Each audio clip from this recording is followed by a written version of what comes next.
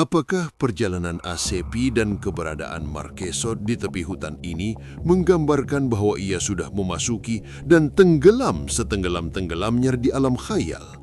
Karena misalnya, hidupnya sudah pasti tidak kompatibel dengan dunia yang ia geluti sejauh ini.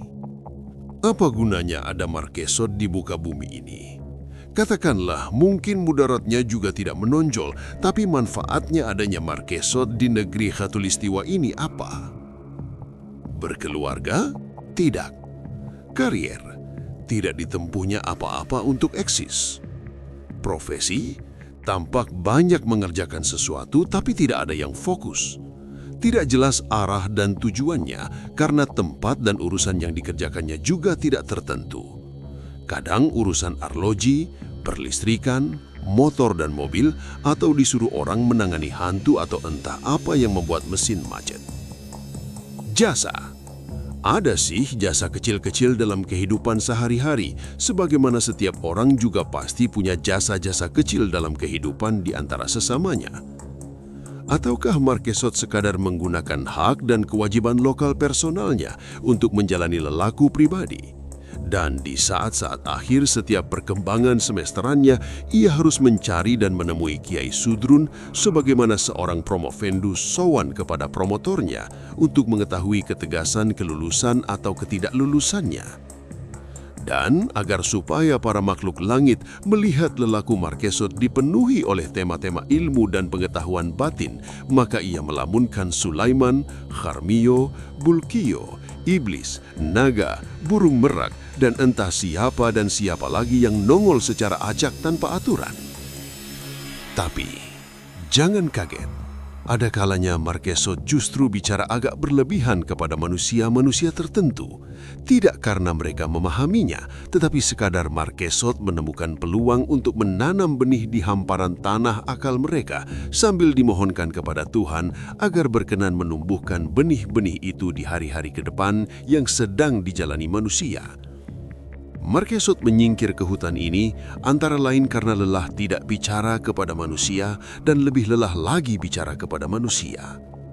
Akan tetapi ketika satu makhluk yang sudah lama Marquesot mengenalnya yang bernama Simon tiba-tiba nongol, tertawa-tawa, mendera-deranya dengan sindiran, menabraknya dengan ejekan yang terkadang sampai tingkat penghinaan, Marquesot merespon dengan ketus.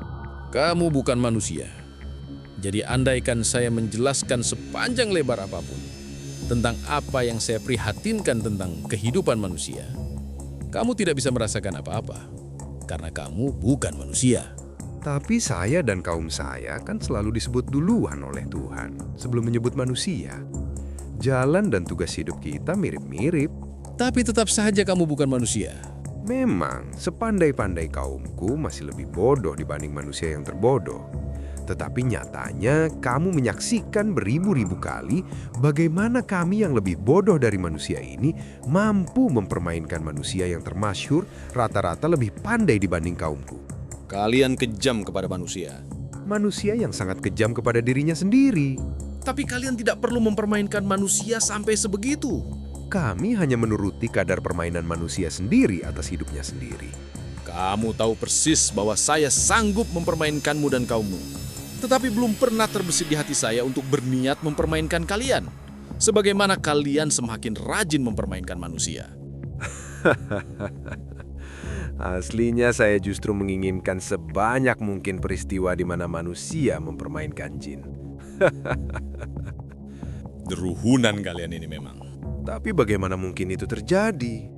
Setelah manusia memasuki jagat sempit modernisme, mereka bukan hanya tidak mampu lagi mengenal kami, alih-alih bertanding saling mempermainkan.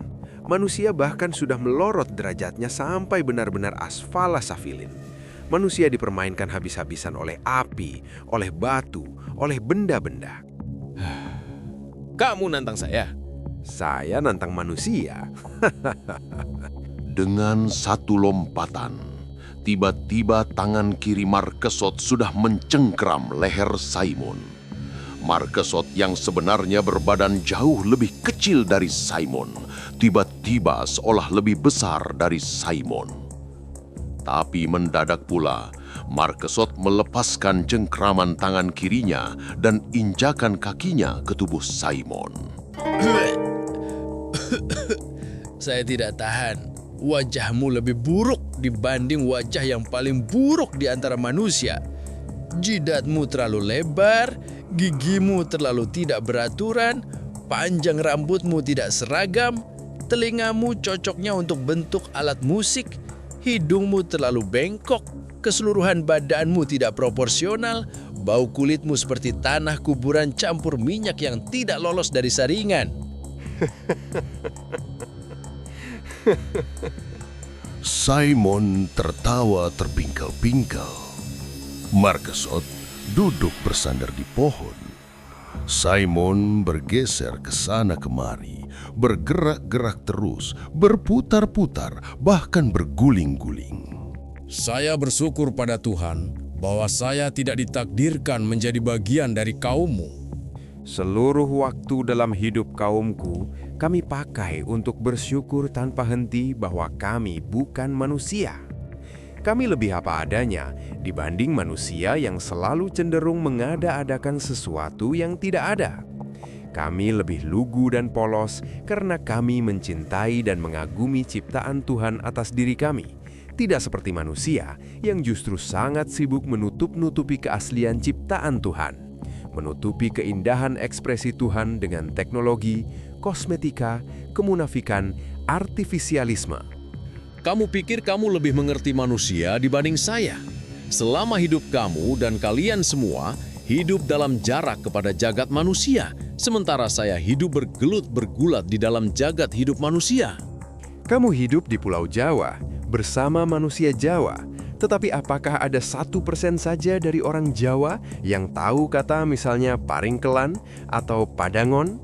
Tak usah lebih saya deret-deret lagi penemuan-penemuan Jawa, agar tidak terlalu kentara butanya manusia Jawa terhadap Jawa. Kamu jindi memonong lengeng. Kamu setan sontoloyo. Kamu sok tahu, sok terpelajar, sok menyebut-nyebut Pancawara, Satwara, Saptawara, Paduen, Padangon. Tapi setahu-tahu kalian masih lebih tahu manusia yang paling tidak tahu. Karena kalian bukan manusia. Tapi Tuhan menyaksikan dan para malaikat mencatat dengan seksama bahwa kaum saya lebih apresiatif atas dunia manusia, sementara umat manusia bersikap negatif kepada saya. Hampir selalu merendahkan, menghina, mengutuk.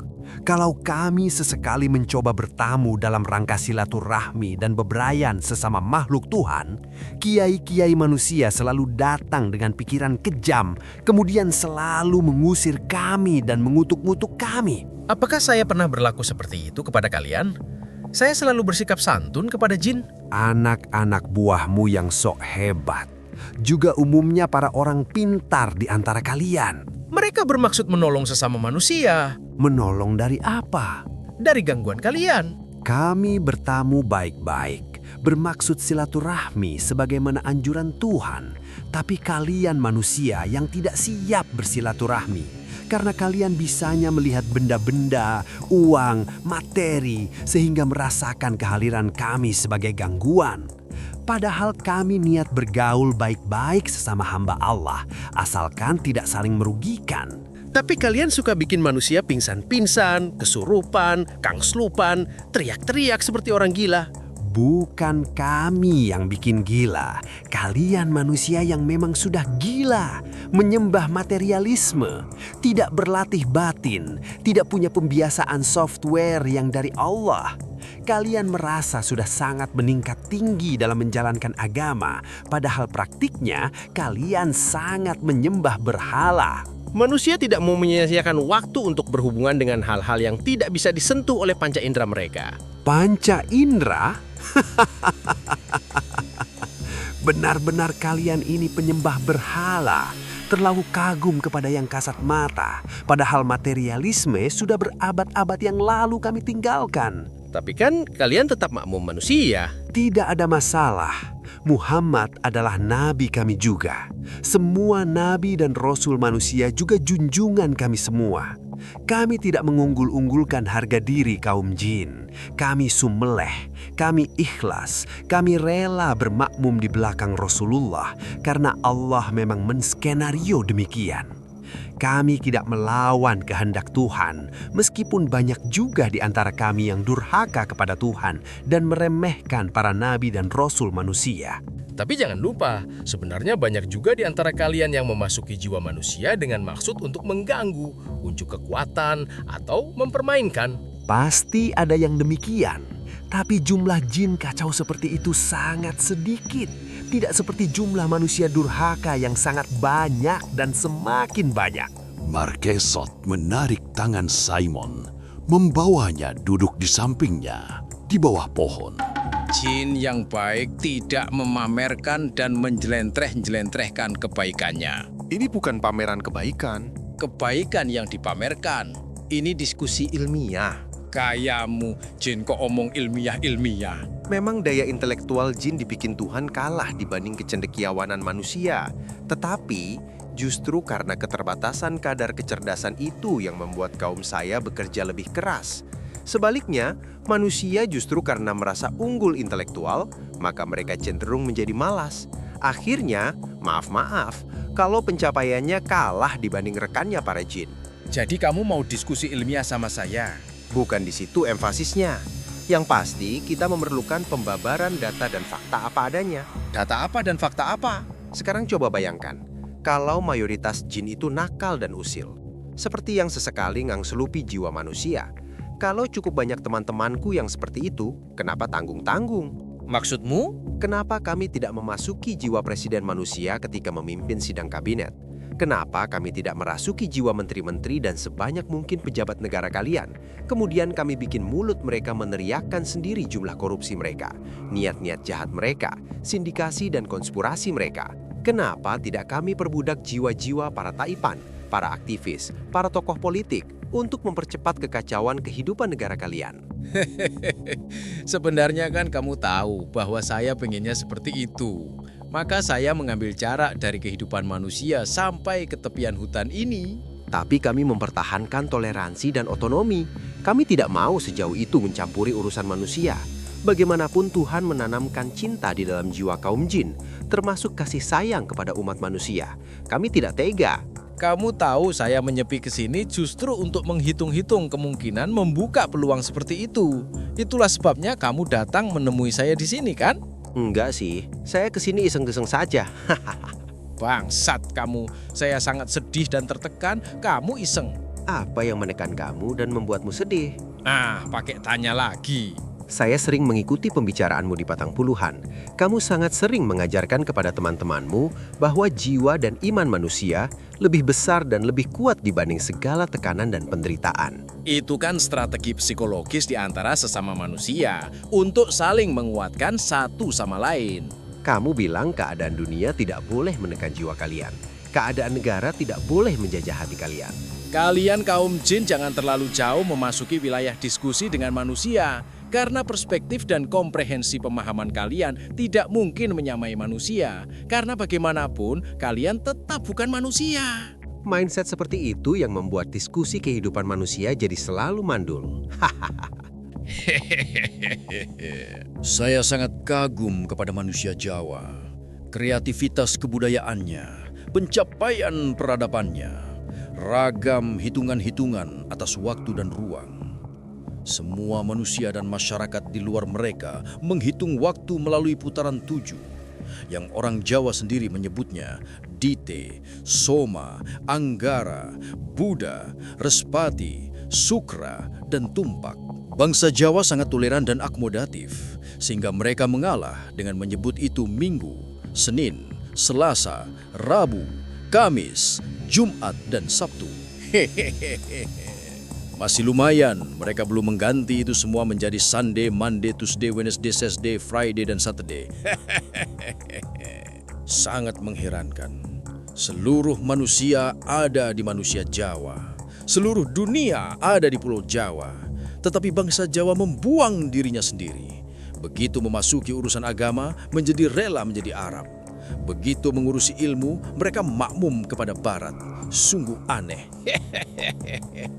Jin kok merasa aneh? Jin itu sendiri aneh kok merasa aneh? Ijtihad ilmu dan pengetahuan manusia Jawa tidak hanya membagi waktu dalam siklus 7, tapi juga 5, 6, 8, 9, bahkan 210.